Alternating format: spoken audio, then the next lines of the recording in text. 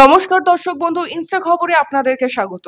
এক বিরল স্বীকৃতি পেল নিউ ইয়র্কে প্রাণবন্ত বাঙালি সম্প্রদায়। নিউ ইয়র্ক স্টেট সেনেট আনুষ্ঠানিকভাবে 14 এপ্রিল 2025-কে বঙ্গাব্দ নববর্ষ দিবস হিসাবে ঘোষণা করার প্রস্তাব অনুমোদন করেছে।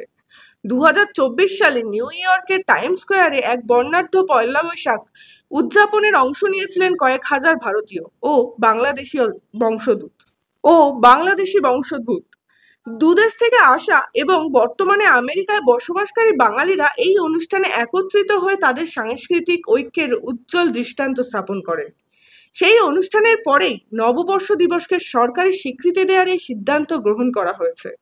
যেহেতু ভারতবর্ষের প্রচুর বাঙালি প্রবাসী হিসাবে ভারতবর্ষের বাইরে থাকে, সেহেতু বাঙালিদের কাছে এটা একটা খুব গর্বের বিষয় যে বাংলা নববর্ষ নিউ ইয়র্কের ক্যালেন্ডারে প্রতিস্থাপিত করা হয়েছে।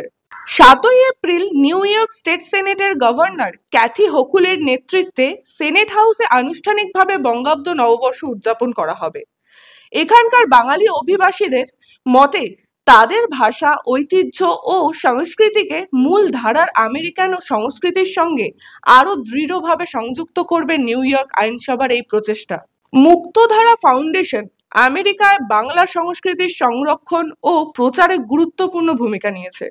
নিউ ইয়র্কের সরকারি ক্যালেন্ডারে বাংলা নববর্ষকে স্বীকৃতি দেওয়াকে এক পরম প্রাপ্তি বলে নিউ ইয়র্কের সরকারি ক্যালেন্ডারে বাংলা নববর্ষকে স্বীকৃতি দেওয়াকে এক পরম প্রাপ্তি বলে মনে করছে নিউ ইয়র্কের প্রবাসী বাঙালিরা।